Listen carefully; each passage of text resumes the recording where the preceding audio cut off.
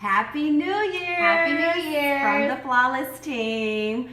I'm Tracy, and this is my beautiful daughter, Falynn. Hello. And we are the Flawless team, mother and daughter duo.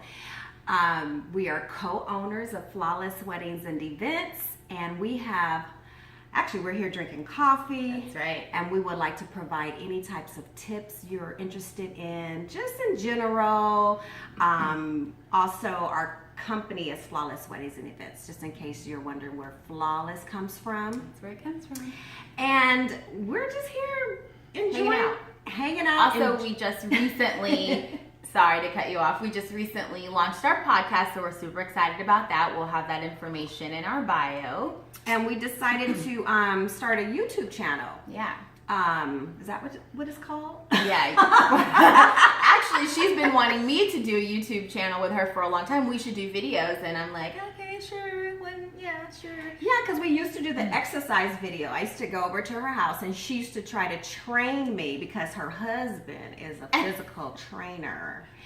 Fitness trainer, personal trainer. Okay, and so she would have us girls come over and do videos. And so everyone would laugh because I would be the jokester. I would be dancing. Even though she's the mom, so. Yes, even though I'm the mom. But anyway, we're here having coffee and providing tips. So I do have a question. Yes. Do you like New Year's resolutions, or do you make New Year's resolutions, or set new goals for the new year? Well, I like to set small, achievable goals. I'm not huge on putting these unrealistic expectations on myself. I start with something small. So for instance, if you want to have more presence on social media, so start a goal and say, okay, this week I'm going to make sure I post every day of the week something small, just to start something to become a routine. So I like to say, okay, after that week is done, I did it. I posted every week, and then before you know it, it's just something you're becoming naturally doing, and you just start doing it all the time. So I like to set something that's obtainable. So start by week. Right. I'm not a fan of New Year resolutions. I also too like to set goals.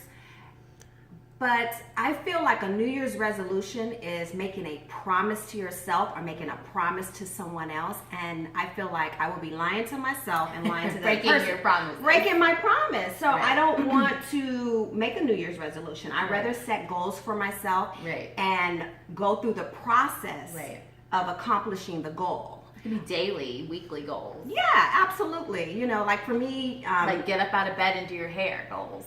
Put on your makeup goals. I don't like wearing makeup, honestly. I like this is a goal face this morning. You're like, goals, you did it. You know.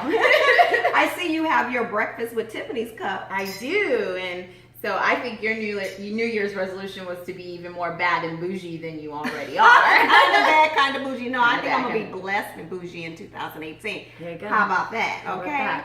But let's talk about wedding and event planning and flowers, since that's what we do. Okay. Since it's the new year and we have newly engaged couples, we want you to understand the budget and where to cut certain things to help you with that budget if you are struggling to, pay for your own wedding, or you don't want the responsibility on your parents to, afford this lavish style wedding. So how to save on the wedding budget. So what do you think as far as flowers? As far as flowers, I always recommend small bridal parties. I started seeing a lot of, anything 5 and above seems a little bit excessive. So when you start having 8 and 9 and 10 and 12 on each side, those are kinds of things you're like, that's excessive, we can cut costs there. Also, large weddings, period. 200 guests, 300 guests. It's like, whoa, so then you have a lot of guest reception tables. If you absolutely have to have a large wedding party wedding for whatever reason, for your pleasing family, mom, whomever, then you're gonna wanna do cost-efficient centerpieces, candle centerpieces, floating candles, greenery garlands, things that don't require a lot of attention, and even sometimes you end up doing them yourselves, which I don't recommend because that's your wedding day. You mentioned something very important: guests. like Yeah, a large guest. You know, on an average, I say 100 is good. Yeah.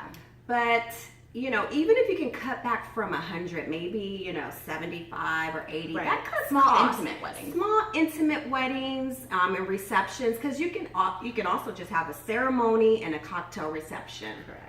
But that can even become costly if you have over 100 guests. So I would Right. say, you know, when you're going through your guest list, to, you know, of course you want your immediate family, your bridal party, you know, your close friends. But when it comes down to your parents inviting their friends, or an aunt and uncle you or have not neighbors. seen, or your neighbors, or coworkers, Yeah. you know, parents seem to, we have to invite The whole block that you grew up with. If you don't stop cutting me off, Sorry. girl.